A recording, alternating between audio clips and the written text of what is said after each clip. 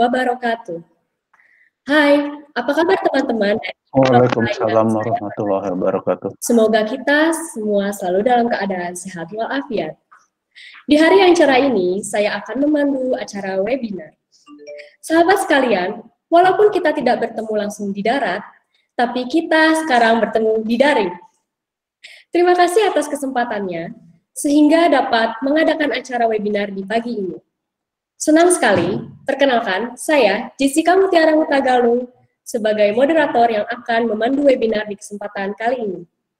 Sebelum acara ini dimulai, akan diawali dengan sambutan yang akan disampaikan oleh Dekan Fakultas Ekonomi, Bapak Dr. Haji Aji Komarudin, Dr. Andes MSI. Kepada yang terhormat, Bapak Dr. Haji Aji Komarudin, Dr. Andes MSI, saya persilakan.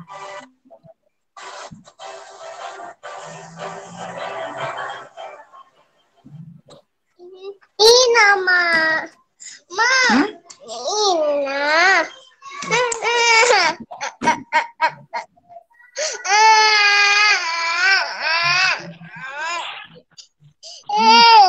Perlu disampaikan untuk ucapan terima kasih kepada para pembicara, para pemateri, yaitu kepada Ibu Dr. Nini Kadek Suryani, SE, SIKOM, MM, Mas Faris, dan gimana caranya Mas? Ananda Faisal Fahmi Hamzah yang sudah bersiap untuk menyampaikan materi dan tema siapkan diri menjadi resource profesi menyambut new normatif bersistem informasi. Selanjutnya kami sampaikan kepada Bapak Rektor atas perkenannya. Kami menyelenggarakan webinar pada saat ini. Sekali lagi kami semua dari Fakultas Ekonomi dan mewakili dari sahabat Fakultas Ilmu Komputer sangat-sangat terima kasih kepada Bapak Rektor atas dukungannya, atas supportnya. Selanjutnya sahabat saya Dekan Fakultas Ilmu Komputer Bapak Gunawan. Maaf saya berbicara untuk buka seminar webinar. Kepada teman-teman dari TIE, Pasunda, STIMIK yang ikut bergabung, partisipasi, mendukung anggarannya web ini. Juga Jawat dosen ikut bergabung dalam webinar ini sangat mengapresiasi atas dukungan teman-teman. Kami kepada anak mahasiswi yang bergabung dalam panitia kerja keras anggarannya webinar kami sangat mengapresiasi kalian. Kami sangat mencintai atas inisiatif, atas kreasi dan atas inisiatif yang lainnya dengan sedemikian luar biasa. Ananda mahasiswa-mahasiswa bergabung saat ini, hari ini sangat mengapresiasi dan ya kami ya tidak akan lama, waktunya terlalu singkat, hanya akan kepada Anda mahasiswa-mahasiswa yang menyimak webinar ini yaitu saudara simaklah dengan baik. Saudara, sebagai generasi milenial ini,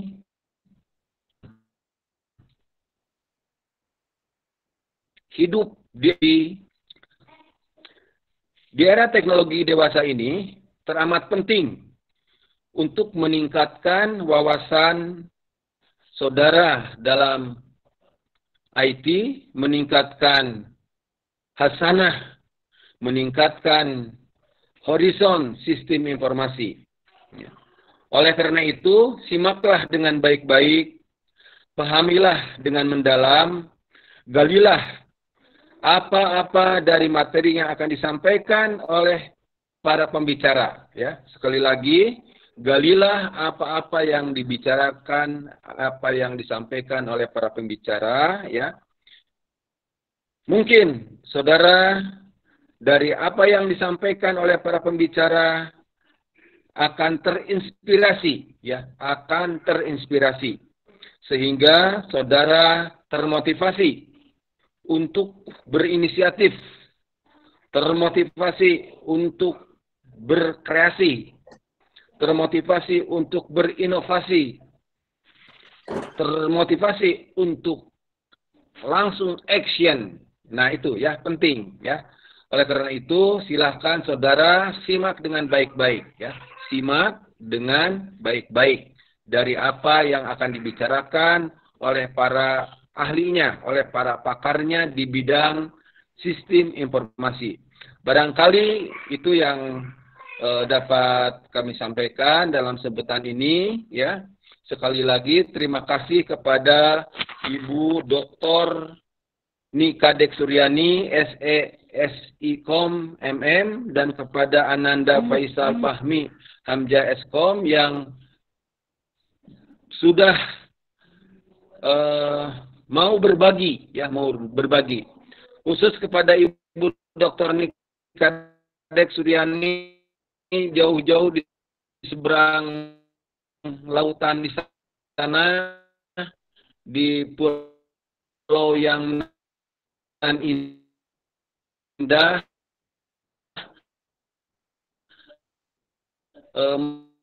masih menyempatkan diri untuk berbagi. Semoga kebaikan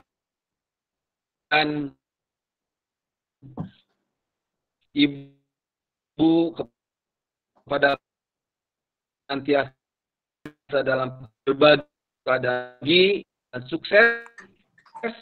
Semoga dalam kemajuan generasi wabarakatuh. Ibu kepada senantiasa dalam berbagi. Terima kasih. Semoga dalam kemajuan generasi wabarakatuh. Baik. Terima kasih kepada Bapak Dr. Haji Aji Komarudin, Dr. Andes MSI atas sambutannya. Sahabat-sahabat, Ibu dan Bapak yang saya hormati. Selanjutnya, kita melangkah ke acara pokok, yaitu webinar dengan tema mempersiapkan diri menjadi Human Resources Professional menyambut New Normal berbasiskan sistem informasi. Berbicara tentang New Normal, hal ini adalah situasi dan kondisi yang sedang kita hadapi. Kita mulai membiasakan diri untuk kembali membangun kualitas diri agar kita bisa siap untuk bersaing kembali. Pada kesempatan kali ini, telah hadir narasumber pertama kami. Sebelum narasumber memaparkan materinya, saya akan menyampaikan CV dari narasumber terlebih dahulu. Narasumber pertama, Ibu Dr. Nika Dek Suryani, SE/SIKOM MM. Beliau adalah sarjana ekonomi fokus bidang manajemen. Beliau adalah sarjana komunikasi, Beliau adalah Magister Manajemen, fokus bidang manajemen sumber daya manusia. Beliau Doktor Manajemen, fokus bidang manajemen sumber daya manusia. Beliau sudah 20 tahun berpengalaman bekerja pada perusahaan asing di Bali dengan bidang usaha berbeda.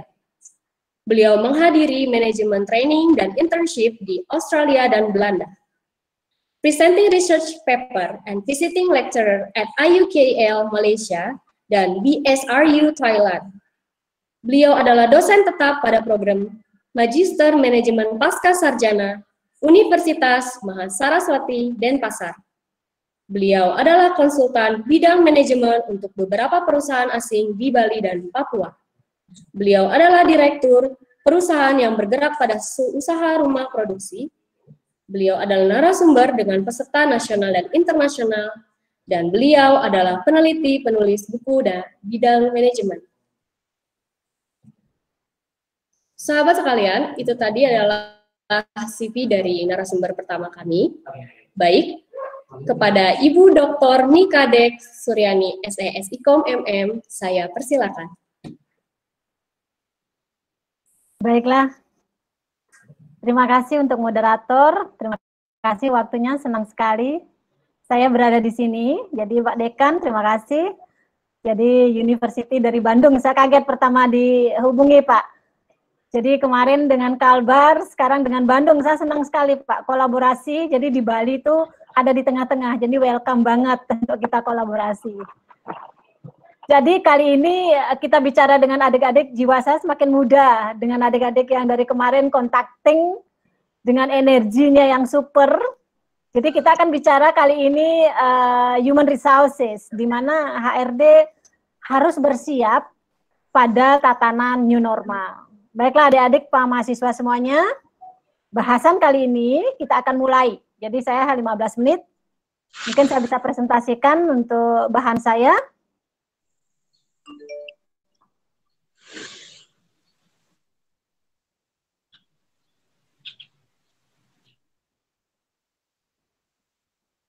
Baiklah, mungkin bisa dilihat ya.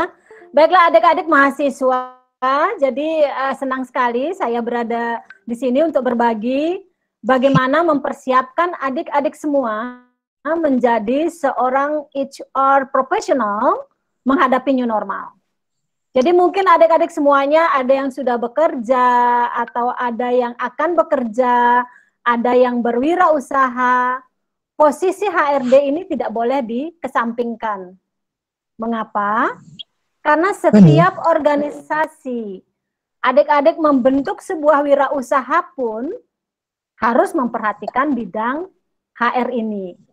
Jika bekerja berkarir di HR, juga kita harus bersiap diri melangkah mengikuti era new normal. Baiklah, kita akan mulai adik-adik mahasiswa. Mungkin ada yang bertanya, apa sih HRD? Ada yang melamar pekerjaan, ada yang sudah diinterview, ada yang sudah mengurus administrasi karyawan, ada yang dimintakan data karyawan. Nah, itu adalah bagian daripada tugas seorang HRD, Human Resources Division atau Human Resources Department, atau dalam bahasa Indonesia disebut bidang sumber daya manusia, atau divisi salah satu dalam organisasi yang mengurus tentang pengembangan SDM. Di dalam sebuah organisasi misalnya nanti adik-adik mau membuka sebuah usaha, jadi perhatikan banget, aset terpenting dalam sebuah organisasi adalah manusia. Bagaimana kita mengelola,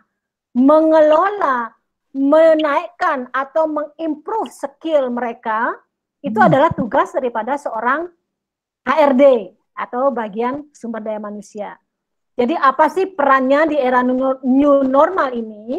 Mari kita lihat bersama. Mengelola SDM dalam organisasi untuk berkinerja maksimal, mencapai tujuan organisasi adalah peran utama seorang HRD.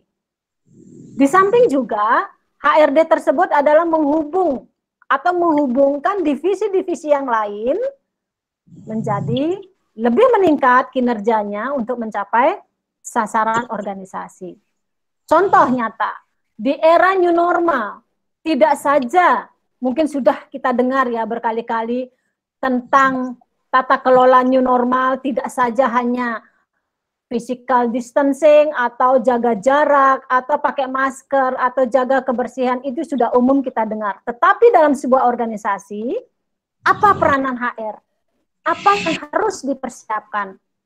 Sebuah organisasi kalau orang-orang di dalamnya tidak siap menghadapi new normal, dia akan terlambat melangkah mencapai tujuan. Nah, di sini peran HRD, peran orang yang ada di dalam divisi atau departemen HR itu sendiri sangat-sangat perlu diperhatikan. Mengelola SDM. Dulu SDM bekerja offline, sekarang online. Dulu dia mendapatkan uang transport misalnya. Sekarang apakah kita berikan uang transport karena kerjanya online? Dulu dia tidak dapat sebuah dana atau allowance ya tentang pulsa misalnya. HR di sini perlu memikirkan hal-hal terkait untuk pengembangan organisasi yang serba online. Nah, mungkin ada yang bertanya, seandainya adik-adik di HRD, apa-apa saja yang menjadi tugas pokok atau tanggung jawab seorang HRD? Mari kita lihat bersama. Pada saat organisasi membutuhkan karyawan, tugas HR adalah pengadaan karyawan. Bagaimana? Sekarang kita rekrutmen misalnya, dulu melalui koran, dulu melalui lowongan kerja yang mungkin banyak ditempel-tempel di mana-mana. Sekarang sudah tidak bisa lagi. New normal memaksa kita, misalnya dalam pengadaan karyawan, rekrutmen via sosial media, atau via online. Atau misalnya lowongan-lowongan di online system, Facebook, atau Twitter, atau IG. Ya, mungkin sudah banyak sekarang orang-orang melakukan seperti itu. Kita harus bersiap diri ke arah sana. Bagaimana pengembangan? Pengembangan karyawan dulu adik-adik melalui offline di kelas misalnya, ikut training, pelatihan di kelas. Tapi sekarang online system menggunakan e-learning. Tidak saja dalam organisasi, tetapi dalam perkuliahan juga. E-learning melalui web atau melalui sebuah apps misalnya, atau e-learning sebuah forum diskusi secara online. Salah satunya webinar ini adalah bentuk pengembangan, meningkatkan skill, meningkatkan soft skill pengetahuan daripada karyawan. Sekarang mari kita lihat evaluasi kerja. Banyak yang bekerja dievaluate dia di tengah jalan misalnya. Dalam masa kontrak setahun, 6 bulan adik-adik sudah harus dinilai kinerjanya. Bagaimana menilai kinerja? Sudah memenuhi target nggak? Atau misalnya dia bekerjanya itu 8 jam, mungkin malas, atau 5 jam saja. Atau 4 jam tidak efektif. Atau sebaliknya, mungkin dia akan bekerja lebih, atau kita bayar lembur, atau dan sebagainya. Ya, itu dievaluasi. Sekarang penyelesaian perselisihan. Ingat adik-adik, di seluruh organisasi apapun bentuknya, perselisihan selalu ada. Nah, bagaimana kita mengetengahi perselisihan itu? Itu tugas HRD. Kalau adik-adik pengen misalnya menjadi HRD, harus bisa. Yang berselisih, kita harus ada berada di tengah. Bagaimana penyelesaian? Harus sesuai dengan kontrak kerja, harus sesuai dengan term yang sudah disepakati. Itu dasar daripada seorang HR untuk melangkah menyelesaikan sebuah perselisihan. Bagaimana dengan pemeliharaan karyawan? Mungkin adik-adik pernah dengar atau sering mendengar tentang BPJS atau BPJS TK atau asuransi atau dana pensiun. Itu adalah bentuk-bentuk pemeliharaan karyawan dalam organisasi. Atau banyak lagi misalnya liburan bersama, atau tugas outsource, ataupun outbound inbound, itu adalah bentuk pemeliharaan. Ini tanggung jawab juga sebagian HRD. Nah, bagaimana tugas dan tanggung jawab terakhir? Adalah pemutusan hubungan kerja. Adik-adik juga harus tahu bagaimana melakukan pemutusan hubungan kerja dalam win-win solution. Misalnya ada permasalahan, harus ada SP dulu, SP1, SP2, atau langsung PHK. Nah, ini akan ada konflik bagaimana menghitung pesangon. Ini adalah tugas daripada HRD. Di samping itu misalnya pemutusan hubungan kerja karena karyawan meninggal atau karyawan mengundurkan diri. Nah, bagaimana asuransinya? Nah, bagaimana BPJS-nya? Itu adalah tugas HR juga. Jadi adik-adik kesimpulannya tugas dan tanggung jawab bagian HR adalah pengadaan hingga pemutusan hubungan kerja. Pengadaan dari belum ada karyawan hingga karyawan itu stop atau putus dengan organisasi. Itu adalah tugas pokok daripada HRD. Nah, adik-adik, fungsi HR itu haruslah sama dengan tujuan organisasi. Tugas-tugasnya apa saja fungsinya? Seperti tadi disebutkan, rekrutmen atau selection. Bagaimana kita merekrut? Memberikan seleksi. Ya, apakah rekrutmen itu administrasi dulu, seleksinya interview dulu, tes kesehatan dulu, dan sebagainya. Yang kedua, engagement. Jadi membawa karyawan tersebut, melibatkan karyawan tersebut pada sebuah kegiatan-kegiatan. Yang berikutnya, training and development, tadi sudah disebutkan. Bagaimana memberikan training? Yang karena offline, sekarang new normal, kita berikan secara online. Bagaimana dengan compensation and reward? Tadi kita sebutkan juga gajinya. Dulu mungkin gajinya segini karena new normal, dia kerja online, gajinya seperti ini. Nah, itu tugas daripada HRD. Ingat, career planning. Dia tidak mungkin kita merekrut karyawan 10 tahun hanya sebagai staff saja. Kita harus kapan dia menjadi supervisor, kapan menjadi manajer, ya. Performance management appraisal. Ingat adik-adik, performance management appraisal ini adalah penilaian daripada kinerja manajemen sebuah organisasi. Industrial relation itu adalah hubungan daripada kekaryawanan, bagaimana karyawan itu seandainya punya masalah, hubungan dengan organisasi, hubungan antar karyawan. Terakhir, HR itu harus ada budgeting. Kita berikan contoh, apakah di dalam sebuah organisasi mahasiswa itu ada HR? Mungkin terlalu singkat ya, karena pengorganisasian karyawan di dalamnya itu adik-adik terlalu sempit untuk dijadikan menjadi seorang HR di dalamnya. Jadi organisasi mahasiswa itu dikelola oleh masing-masing orang-orangnya, keaktifannya di dalam mengelola daripada organisasi, tujuan daripada organisasi tersebut. Adik-adik, jadi fokus utama adalah tantangan dan strategi. Bagaimana tantangan itu? Bagaimana strategi itu untuk bisa dicapai? Open communication. Ingat, dalam organisasi mahasiswa pun, komunikasi, open komunikasi itu atau close kolaborasi itu, mengkolaborasi antar tim itu harus sangat penting sekali. Open communication, jangan kita menutup sebuah komunikasi. Komunikasi harus dilakukan antar anggotanya. Bekerja bersama, work together. Bekerja bersama, itu adalah tujuan daripada sebuah organisasi. Act as change agent, artinya sekarang sudah perubahan yang banyak. Jadi adik-adik harus sudah bisa membuktikan diri menjadi sebuah change agent atau sebuah contoh daripada perubahan itu sendiri. Bagaimana kita ngomong aja perubahan tapi kita tidak menjadi contoh nyata, ya.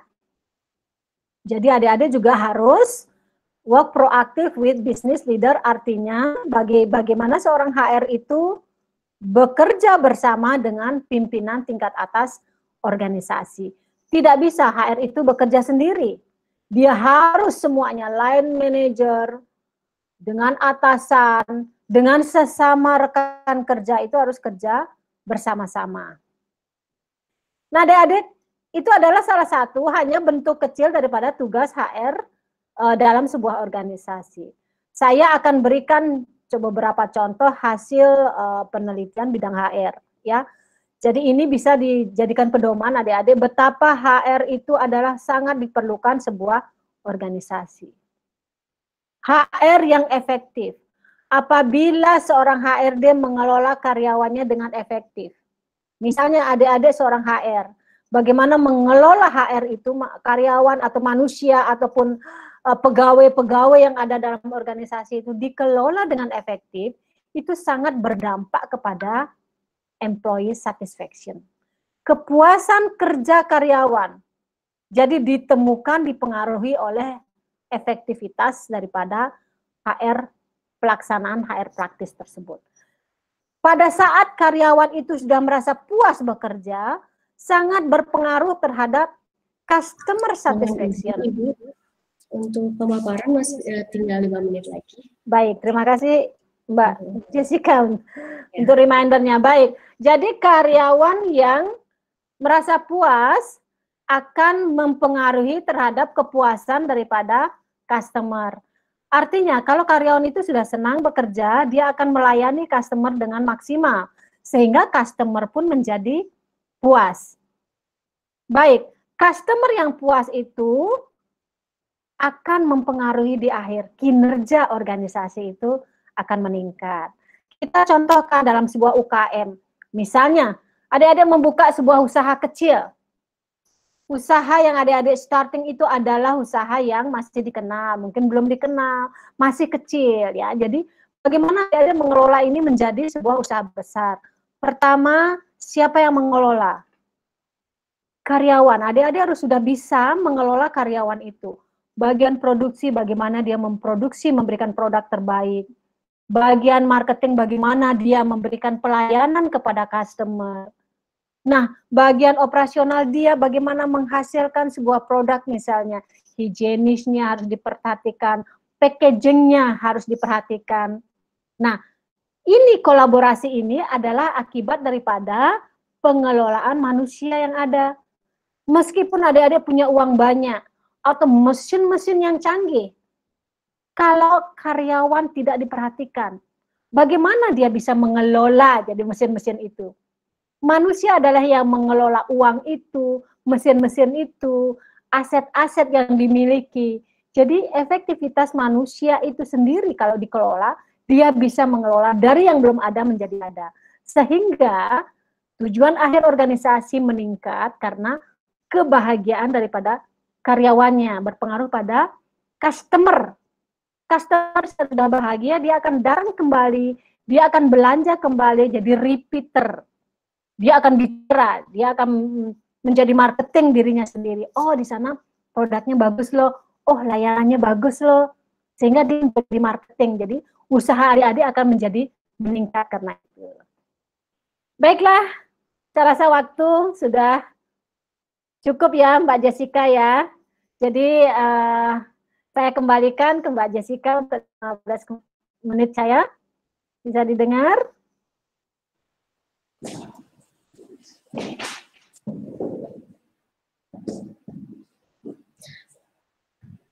Baik, terima kasih kepada Ibu Dr. Nika Deksuryani, SIKOM MM atas pemaparannya. Perhatian, untuk sesi tanya jawab akan dilakukan setelah pemaparan kedua selesai. Diharapkan kepada sahabat penanya untuk mempersiapkan pertanyaan dan langsung diketik di kolom komentar. Selanjutnya, untuk pemaparan dari narasumber kedua akan segera dimulai. Sebelum narasumber kedua memaparkan materinya, saya akan menyampaikan CV dari narasumber kedua.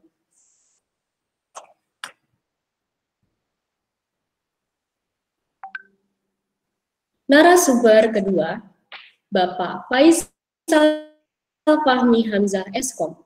Beliau adalah Teknik Informatika Konsentrasi Sistem Informasi.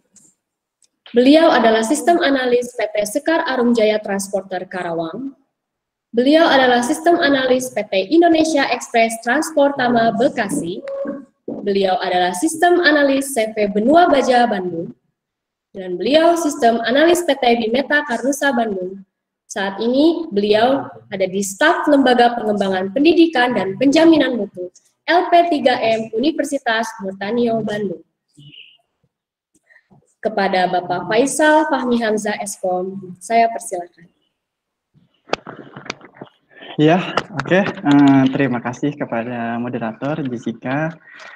Sebelum lanjut ke pembahasan materi, saya ucapkan terima kasih juga kepada Bapak Dekan, Pak Aji Komarudin, SMSI, juga Bapak Dekan Vicky, Bapak Gunawan Wibisono, STMSC, yang telah berkenan memberikan kesempatan kepada saya sebagai pembicara di acara webinar ini.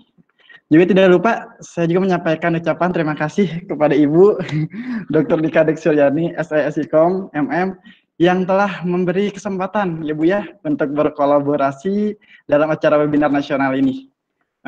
Hal ini merupakan suatu kebanggaan ya Bu ya bagi saya, dikarenakan mungkin di era yang semakin canggih gini Bu, emang harus dikaitkan Bu, atau dikolaborasikan, diintegrasikan juga ya Bu ya, antara HR dan sistem formasi Bu, gitu. Ya, betul, sangat diperlukan banget itu. Iya, jadi sebentar langsung aja mungkin kita.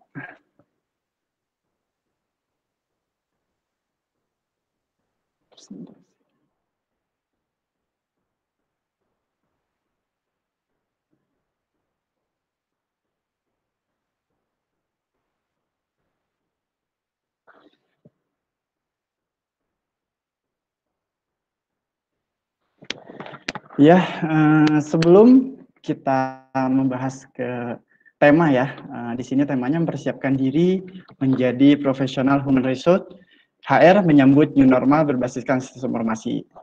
Jadi sebelum saya menjelaskan langsung ke HR-nya, siapa tahu ya mungkin di sini ada teman-teman yang dari Vicky juga ya, teknik informatika. Jadi teman-teman harus mengetahui bahwa HR ini masuk ke dalam ERP, Enterprise Resource Planning gitu. Jadi ya ERP itu luas ya. Jadi pengertiannya sistem perangkat lunak modular yang dirancang untuk mengintegrasikan area fungsional utama dari proses bisnis perusahaan ke dalam suatu sistem yang terpadu. ERP itu bisa disebut modul keseluruhan yang dirancang semua sistem terintegrasi gitu. Jadi area fungsional utama dan proses bisnis perusahaan ke dalam suatu sistem yang terpadu. Nah, jadi HR itu termasuk salah satu standar modul di ERP. Apabila tidak ada salah satu contoh HR tidak ada di modul ini, otomatis tidak bisa disebut Enterprise Resource Planning. Dikarenakan apa? Semua sistem modular itu terintegrasi. Karena kan namanya sebuah perusahaan atau industri itu membutuhkan sistem informasi yang semuanya terintegrasi sampai ke akunting atau keuangan gitu. Nah, kalau misalkan tidak ada salah satu di modul ERP ini, berarti tidak bisa disebut ERP. Dikarenakan apa? Jadi ERP itu sistem informasi yang benar-benar terintegrasi ya. Kalau misalkan tidak ada salah satu dari modul itu disebutnya sistem informasi manufaktur, dan kebanyakan industri itu menggunakan sistem informasi manufaktur dikarenakan yang barusan tidak ada salah satu modul standar yang ada di ERP. Kita lanjut aja. Nah, yang saya bahas barusan modul standar yang ada di ERP diantaranya modul finance atau accounting, itu kan keuangan, mungkin teman-teman juga udah tahu dari bahasanya.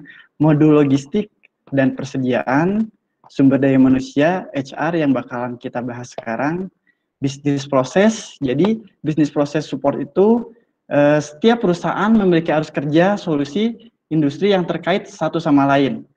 Kedua hal tersebut biasanya digunakan sebagai alat kendali atas apa yang berada di setiap unit fungsi di dalam perusahaan. Jadi bisnis proses support itu alur kerja. Makanya di sini kenapa teman-teman mahasiswa apabila mendapatkan mata kuliah sistem informasi manajemen itu pasti diajarin atau mendapatkan materi flowchart, pembuatan flowchart, dikarenakan kita sebagai mahasiswa nantinya bakal masuk ke dunia kerja dan itu harus wajib memahami atau mengerti tentang flow chart, dikarenakan kita harus mengerti juga tentang bisnis proses yang ada di perusahaan yang bakalan kita kerja gitu, di industri atau di perusahaan yang bakalan kita kerja. Terus langsung ke SCM, Supply Chain Management, itu penggunaan modul yang baik akan menghasilkan solusi yang efektif dalam penghematan biaya perusahaan. Optimalisasi perencanaan, penyimpanan, dan pemanfaatan logistik sangat membantu memperbaiki prediksi permintaan yang efisiensi terhadap perusahaan, operasi perusahaan. Gitu. Lanjut ke CRM, Customer Relationship Management, yaitu layanan dari, mungkin kalau misalkan dari logistik ya, logistik itu kan ada bahasanya dari kita open PO gitu kan, terus menjadi bahan setengah jadi, sampai ke finish good sampai ke pelanggan gitu atau customer-nya, itu disebutnya Customer Relationship Management. Oke, kita langsung aja ke intinya. Di sini ada sistem perangkat lunak HR yang kompeten, idealnya harus memiliki yang tadi dibahas sama Ibu ya. Ada rincian data karyawan, deskripsi tugas setiap karyawan, database kemampuan, daftar kehadiran, perencanaan, catatan pekerjaan sehari-hari, daftar gaji, dan daftar gaji itu harus dikaitkan dengan modul akuntansi dan operasi organisasi. Jadi di sini saya memaparkan sesuai dengan pengalaman saya di beberapa perusahaan, dikarenakan yang namanya modul atau sistem informasi itu tidak mungkin paten ya, atau terus begitu saja gitu, dikarenakan di mana-mana itu yang namanya perusahaan memiliki bisnis proses tersendiri.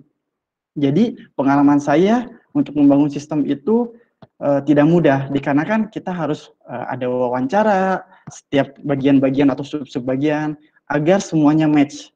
Dikarenakan kalau misalkan tidak match, atau mungkin saya sebagai programmer menjual produk yang ada tidak terpakai, mungkin sudah mahal-mahal belinya atau membangunnya sebuah sistem tapi tidak terpakai. Tapi kalau misalkan kita menyesuaikan dengan bisnis proses dari perusahaan itu, otomatis pasti terpakai, dikarenakan sesuai dengan keinginan perusahaan.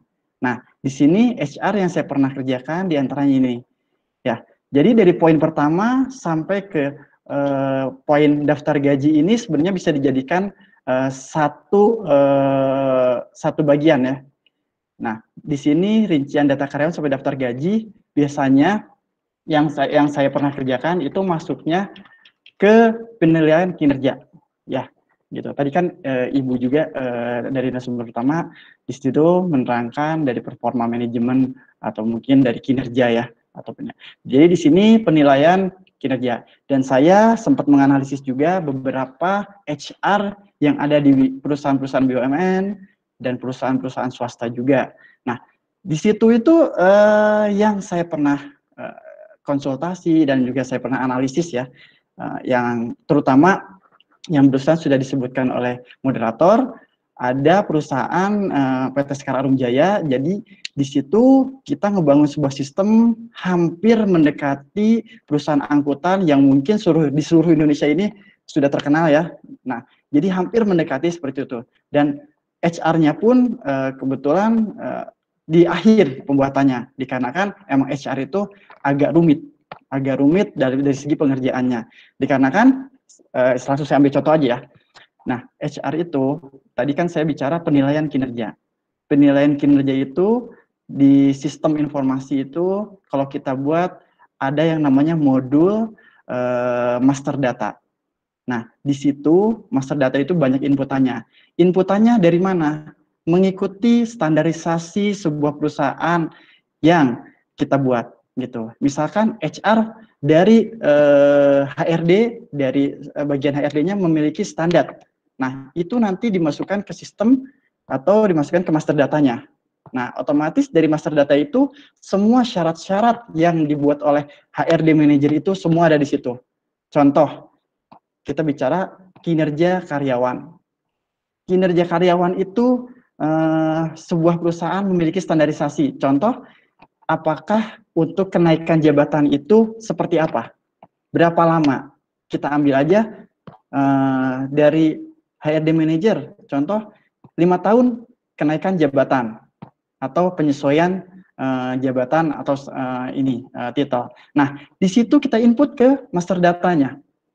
Nah, master data lalu Dari situ langsung di saat sudah 5 tahun, itu nanti sistem bakalan memberikan notifikasi. Memberikan notifikasi bahwa karyawan ini sudah 5 tahun bekerja dan sudah layak naik jabatan. Tapi sampai di situ belum beres sampai di situ gitu. Kenapa? Dikarenakan masih ada penilaian dari HRD manager gitu. Nah, penilaian HRD manager seperti apa yang saya tahu dan saya pernah membuat juga penilaiannya seperti contoh barusan, database kemampuan, deskripsi tugas setiap karyawan, daftar hadirnya seperti apa, bagus atau tidak, catatan pekerjaan sehari-harinya gimana. Nah, itu juga penilaian, termasuk penilaian dari HRD. Bisa 5 menit lagi. Oh iya, gitu. Nah, di situ. Jadi, semua itu bakalan memberikan notifikasi dan yang lebih pentingnya dokumentasi untuk para karyawan, apalagi kalau misalkan karyawannya udah ratusan atau ribuan. Kalau misalkan kita masih pakai pembukuan, gimana ceritanya gitu kan? Aduh, ini apakah karyawan kita sudah layak sudah naik jabatan atau belum? Nah, kalau misalkan hanya banyak ditaruh di pembukuan atau kertas tiba-tiba hilang kan kita nggak tahu. Kalau di sistem itu ada backupnya, gitu. Ya, lanjut aja. Bagaimana sistem informasi HRM dapat membantu Departemen HR? Perangkat lunak HRM menyimpan data karyawan termasuk keterampilan karyawan, detail penilaian, keterampilan tambahan, atau pengalaman karyawan, pelatihan yang diberikan oleh perusahaan, dan lain-lain yang berguna bagi manajer HR selama perekrutan, pemindahan, dan penilaian. Bila ada akan kekosongan dalam organisasi, manajer HR secara langsung dapat memeriksa data karyawan dan mencari pengganti karyawan yang kosong tersebut. Dengan cara ini, perusahaan dapat menghemat biaya pada proses rekrutmen dan pada saat bersamaan karyawan juga akan merasa dihargai dan diakui perusahaan yang terus memotivasi mereka.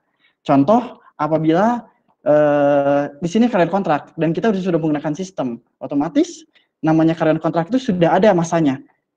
Nanti setelah 3 bulan sebelum kontrak itu habis, sistem sudah memberikan notifikasi bahwa karyawan ini 3 bulan lagi habis kontraknya, apakah mau diperpanjang atau tidak. Apabila tidak, otomatis harus mencari lagi karyawan baru untuk penggantinya.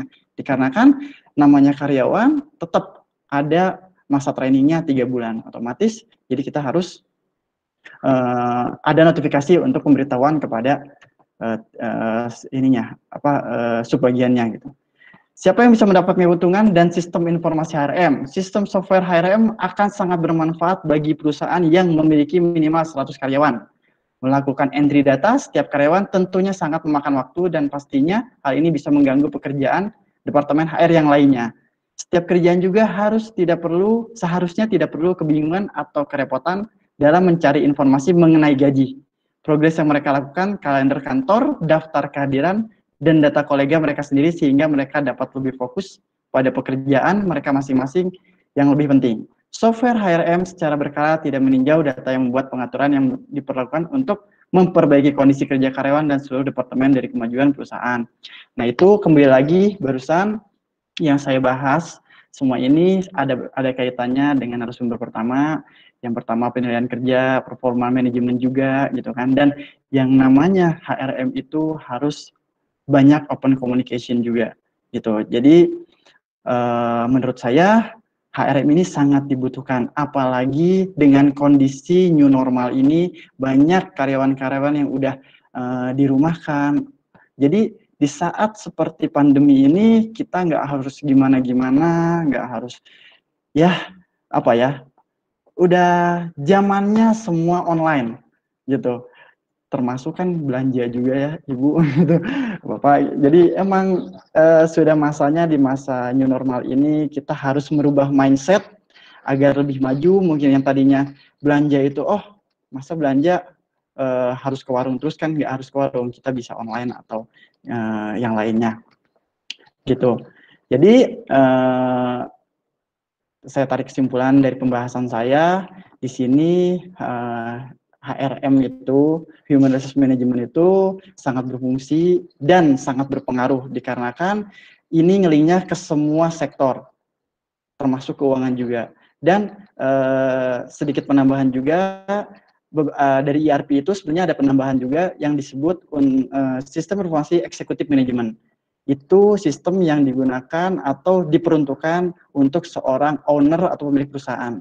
Jadi semua HRM, logistik gitu kan, terus sampai keuangan, semua tertumpu di sistem informasi eksekutif manajemen. Tapi tetap tertumpunya kalau untuk eksekutif manajemen itu di HRM, dikarenakan owner biasanya lebih terfokuskan di HRD, dikarenakan itu untuk penilaian karyawannya gitu. Ya udah, mungkin cukup sekian ini dari tema dari saya. Terima kasih. Assalamualaikum warahmatullahi wabarakatuh.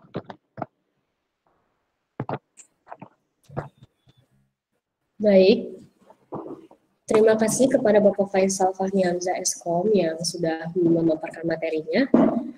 Demikian tadi rekan-rekan, dua narasumber telah memaparkan materinya. Kesimpulan yang bisa saya ambil dari pemaparan dari dua narasumber, Human Resource Department adalah suatu bagian dari perusahaan dalam bidang SDM yang mengurus tentang pengembangan sumber daya manusia, meliputi bagaimana cara mengolah, improve skill. Human Resource Department adalah menjadi penghubung antara divisi satu dan lainnya.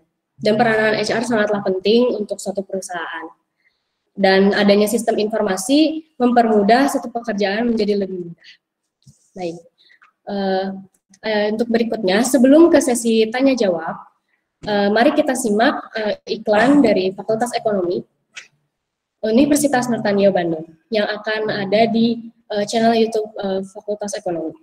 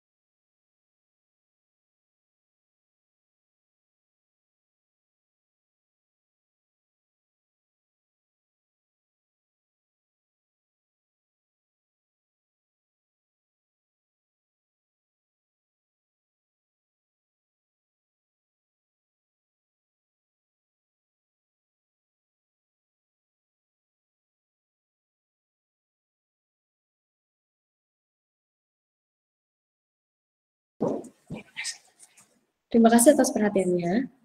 Berikutnya, kita masuk ke sesi tanya-jawab.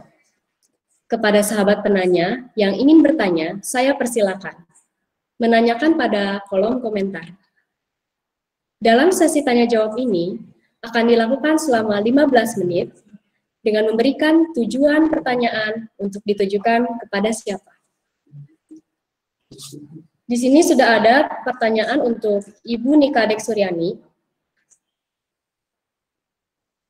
Pertanyaan pertama, tentang ketepatan pemosisian kerja. Bagaimana langkah atau cara yang harus diambil HR Manager? Dan untuk yang kedua, untuk penempatan calon karyawan di divisi atau organisasi tertentu menurut skill mereka.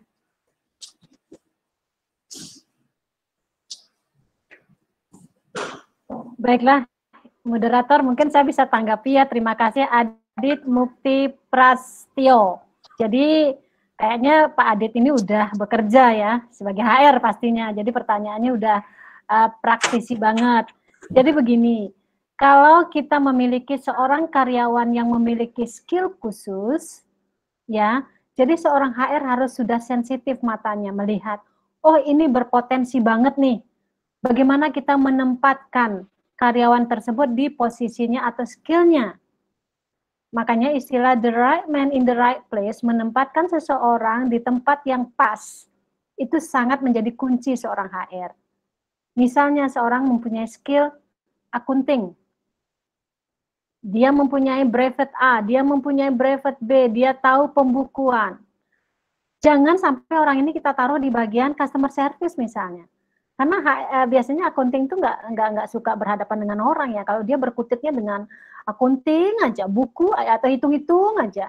Jadi kalau kita taruh di customer service kan kita bisa kecewa customernya karena dia menghandle beda style menghandle customer, harus ramah dengan orang, bertemu dengan banyak orang. Itu beda dengan akunting. Nah, di sini peran HR itu harus betul-betul melihat skill daripada karyawan tersebut.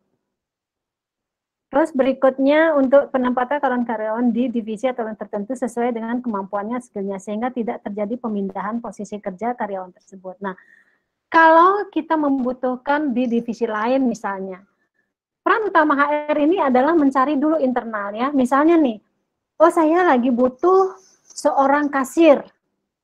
Kita tidak serta-merta membuat sebuah lowongan yang kita sebarkan keluar, tetapi usahakan HR itu sendiri harus melihat kualitas daripada internal. Kita buka lowongan internal dulu. Hei kamu, kita mau ada kasir nih. Kamu ada kemampuan di mana? Nah, di sini tugasnya HR melihat potensi karyawan itu. Misalnya dia pertama melamar sebagai administrasi, tetapi dia punya background S1 akunting misalnya. Nah, di sini orang ini kita harus upgrade dia menjadi seorang kasir. Ya. Jadi HR ini berperanan banget. Oh, dia nih background-nya nih, punya nih akunting nih, kita lagi butuh kasirnya, kita bisa memberikan pelatihan di sana, memberikan kesempatan dia mempromosikan dalam posisi tersebut. Ya, jadi tidak kita salah menempatkan orang dalam hal ini. Jadi tanggapan saya seperti itu. Moderator silakan. Baik. Ada lagi untuk saya? Ada pertanyaan lagi dari Siska untuk Ibu Kadek.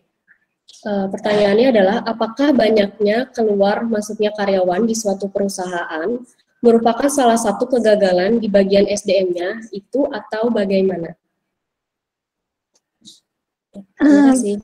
Ya, itu turnover ya, turnover sebuah apa ya, komposisi pekerjaan, komposisi karyawan itu sangat menentukan daripada kerja daripada HR itu sendiri. Bener banget, Adik. Jadi banyak sekali mungkin adik-adik, siapa yang tanya berarti Siska ya. Jadi harus melihat paket-paket yang Dek Siska tawarkan. Misalnya, sebelum dia keluar, siapkan form interview. Exit interview artinya ini dia berikan pertanyaan alasan mengapa dia keluar, apa yang menyebabkan dia tidak nyaman di perusahaan itu. Nah, dari exit interview ini, Adik bisa melihat, oh ternyata dia keluar mungkin gaji kita kecil. Oh ternyata kompetitor kita di luar sana memberikan gajinya lebih besar. Atau misalnya bukan gaji alasannya. Mungkin katanya alasan si atasannya galak. Atau dia menulis mungkin atasannya tidak bisa memimpin.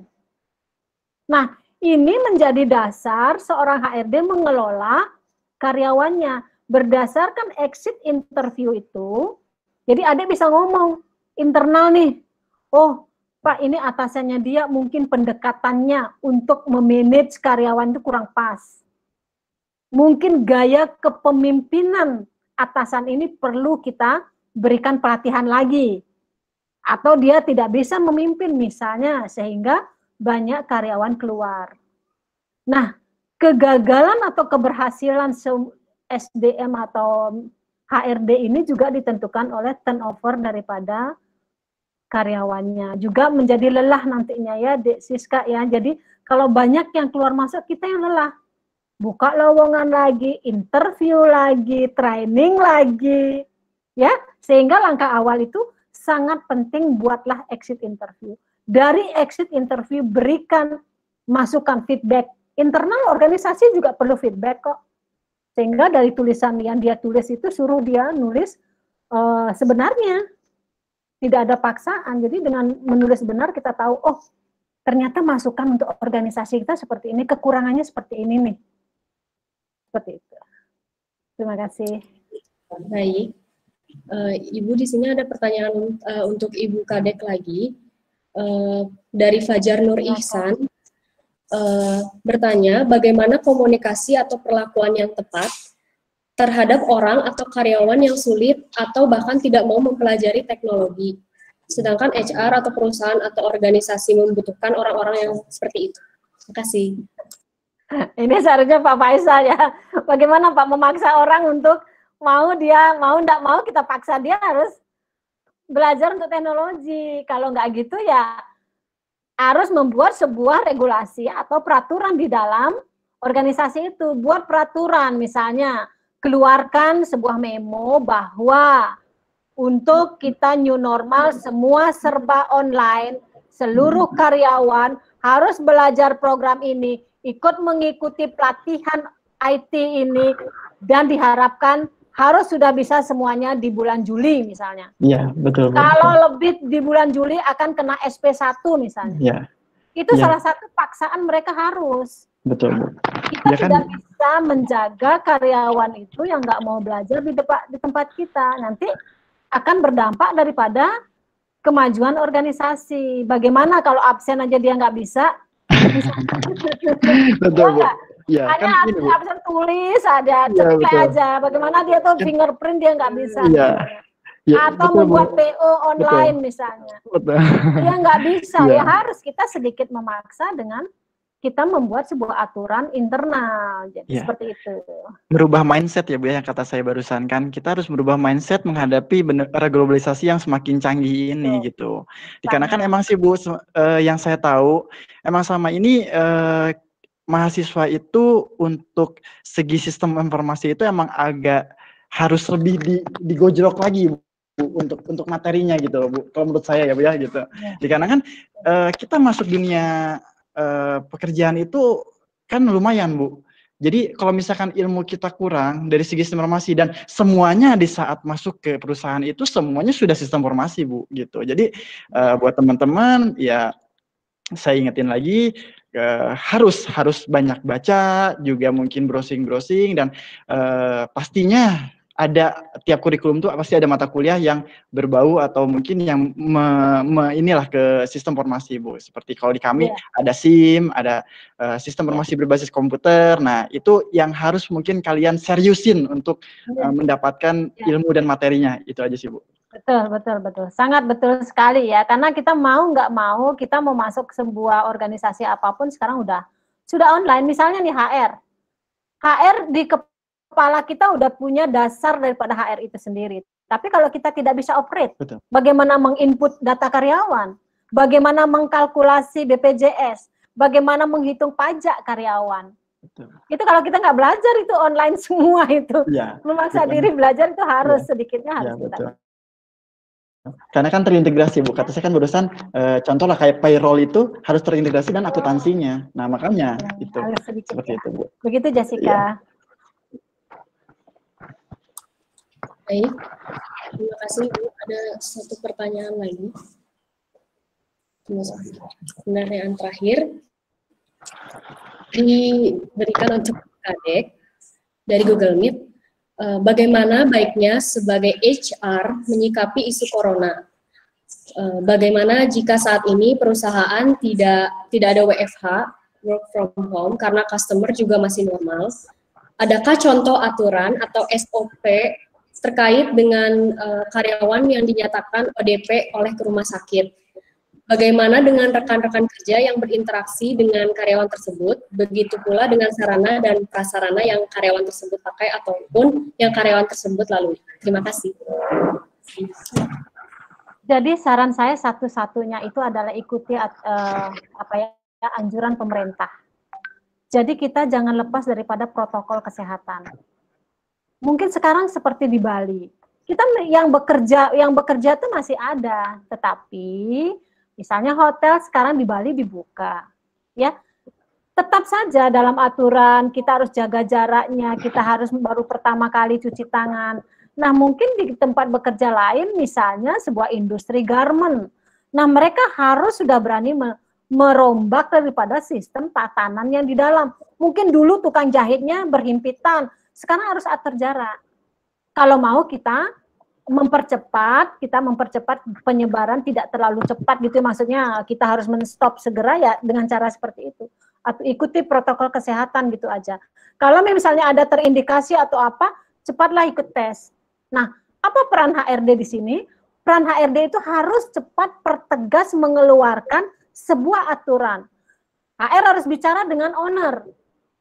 Pak Bos, ini loh Pak Bos kondisinya seperti ini. Kita harus segera membuatkan aturan gitu. Karyawan yang datang harus menjaga jarak misalnya, harus persiapan di mana mereka duduk, mereka berdiri, mereka antri. Itu memang tugas HRD. Regulasi apa? Memo keluarkan seperti apa? Karyawan yang tidak memakai masker tidak boleh masuk tempat kerja misalnya.